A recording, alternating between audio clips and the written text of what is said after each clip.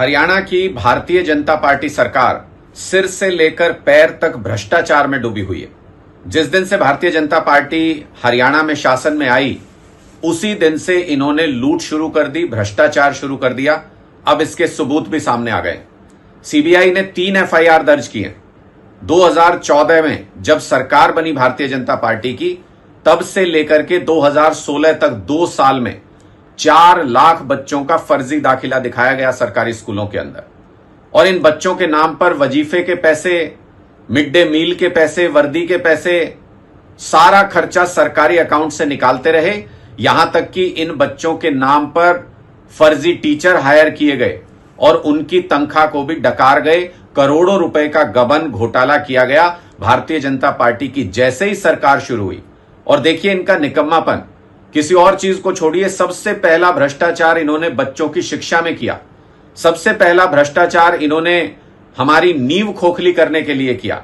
बच्चों की शिक्षा को बर्बाद किस तरह से भारतीय जनता पार्टी कर रही है, कैसे सरकारी स्कूल बंद कर रही है, वो सारा कुछ हमने देखा। लेकिन अब यह सच भी सामने आ गया कि इन बच्चों के नाम पर करोड़ों अरबों रुपए का भ्रष्टाचार किया गया। और मैं तो पूछना चाहता हूं, सीबीआई ने 3 एफआईआर दर्ज की, लेकिन उसके बावजूद भारतीय जनता पार्टी के नेताओं को, उस वक्त के शिक्षा मंत्री को, उस वक्त के मुख्यमंत्री को बचा लिया। उनका नाम एफआईआर के अंदर नहीं डाला, उनसे पूछताछ नहीं की गई, उनके यहां रेड नहीं की गई, उनकी जांच नहीं की गई कि उनका कितना हाथ था इस करोड़ों रुपए। आप खुद सोच के देखिए, पूरे हरियाणा के अंदर स्कूलों के अंदर फर्जी दाखिले दिखाए गए। किसी एक इलाके का कोई नेता, कोई व्यक्ति ऐसा कर सकता है क्या? इसके लिए स्टेट गवर्नमेंट का हाथ सिर पे होना जरूरी है। और पूरी तरह से पूर्व शिक्षा मंत्री, जो उस वक्त 2014 से 16 तक शिक्षा मंत्री थे, पूरी तरह से अगर जांच की जाए तो उनका हाथ इसके अंदर मिलेगा। उनकी जांच होनी चाहिए। और किस किस तरीके का घोटाला भारतीय जनता पार्टी ने किया, देखिए सुप्रीम कोर्ट के आदेश पे यह एफआईआर दर्ज करनी पड़ी है सीबीआई को। 2019 में सुप्रीम कोर्ट ने कहा था 3 महीने में जांच करके रिपोर्ट फाइल करे सीबीआई। 5 साल लगा दिए सीबीआई ने। क्यों?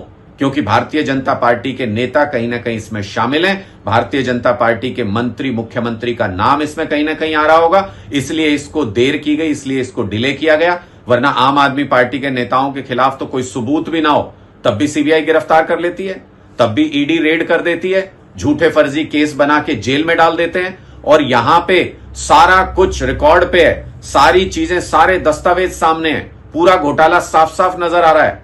कोर्ट का आदेश भी है। सीबीआई ने 3 एफआईआर दर्ज कर दी, लेकिन भारतीय जनता पार्टी के एक नेता, एक मंत्री, किसी मुख्यमंत्री के खिलाफ कोई कार्रवाई सीबीआई ने इस घोटाले के अंदर नहीं की। पूरा हरियाणा प्रदेश देख रहा है कि उनके बच्चों के नाम पर भारतीय जनता पार्टी ने कैसे सरकारी खजाने में लूट की है। और सरकार शुरू होते ही ये लूट शुरू हो गई थी। ये तो सिर्फ एक मामला है जिसमें कोर्ट के आदेश पर एफआईआर दर्ज करनी पड़ी। आप सोच के देखिए, अगर 14 में सरकार आते ही ये लोग घोटाला करने लग गए थे, तो पिछले 10 साल में कितने घोटाले, किस किस तरह के घोटाले भारतीय जनता पार्टी के नेताओं और उनकी सरकार ने नहीं किए होंगे। अगर इसकी जांच हो जाए निष्पक्ष तरीके से, ये सारे जेल के अंदर मिलेंगे। लेकिन अपनी सरकार में ये जांच नहीं होने देते हैं। एजेंसियां इनके हाथ में है, सीबीआई भी, ईडी भी, ये जांच नहीं होने देते हैं। जिस दिन सरकार बदलेगी, इनके इन सारे मामलों की जांच करके, जिन्होंने हमारे बच्चों की वर्दी के पैसे, मिड डे मील के पैसे खाए, जिन्होंने हमारे बच्चों की शिक्षा के नाम पर भ्रष्टाचार और गबन किया, उनको जेल के अंदर डालने का काम आम आदमी पार्टी की सरकार करेगी। ये स्पष्ट तौर पे हम कहना चाहते हैं।